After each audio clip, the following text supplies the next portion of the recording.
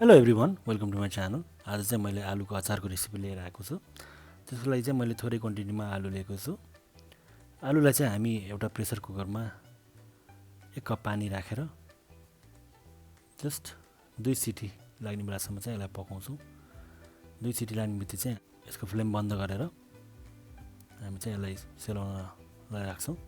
सेलाइसकेपछि चाहिँ हामी यसको बोक्रा निकालेर यसरी राख्ने। त्यसपछि चाहिँ मैले चाहिँ यो आलुलाई जस्ट 4 पिसेसमा मात्र कट गरेर यहाँ युज गरेको छु र मैले सँगसँगै 3 वटा इन्ग्रेडियन्ट मात्र युज गरेर अचार बनाउन लागेको छु। सो यहाँ चाहिँ मैले लिएको छु खुर्सानी, धनिया र कागती। यिनीहरूलाई पनि आफ्नो हिसाबले कसरी चाहिन्छ त्यसरी साइजमा काटेर हैन यसलाई युज गर्न सक्नुहुन्छ। मैले चाहिँ एकदम यो सानसानो युज गरेर सानसानो तरिकाले काटेर चाहिँ राखेको छु र कागती पनि पछि युज गर्नको लागि भनेर मैले जस्ट यसरी यो हिसाबले काटेको छु। यसरी काट्नु भयो भने चाहिँ तपाईहरुलाई पछि दाना फाल्न पनि सजिलो हुन्छ।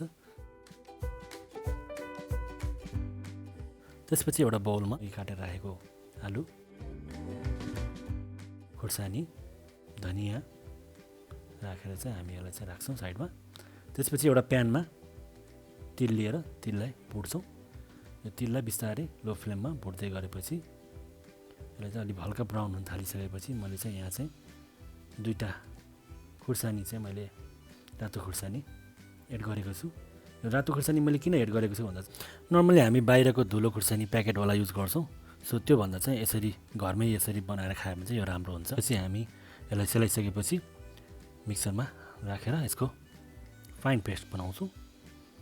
यो पिसिसकेपछि त्यसमा खनाएर फेरि स्वाद अनुसार हामी यसमा नुन, बेसार राखिसकेपछि फेरि यसलाई झान्नको लागि हामी एउटा प्यानमा तोरीको तेल राखेर यसमा मेथीलाई पुर्याउँछौँ। मेथी चाहिँ हल्का ब्राउन जस्तो भइसकेपछि चाहिँ यसलाई हामी लगाएर यसले चाहिँ झान्छौँ। झानिसकेपछि स्वाद अनुसार यसमा कागती हाल्न सक्नुहुन्छ। मैले चाहिँ यहाँ एउटा सिँगै कागती लिएको छु। यो एउटा सिँगै कागती राखेर यसलाई चाहिँ राम्ररी मिक्स गर्नुपर्छ। यो राम्ररी मिक्स भयो भने यसमा जताततै मसलाहरू लाग्छ र अनि एकदम मिठो हुन्छ। सो यसलाई चाहिँ यसरी राम्ररी मिक्स गरिसकेपछि हाम्रो अचार रेडी हुन्छ। यसरी चाहिँ तपाईहरुले घरमा आफैले बनाएर खान सक्नुहुन्छ। अझै यस्तै कन्टेन्टहरुको लागि please do subscribe and thank you for watching.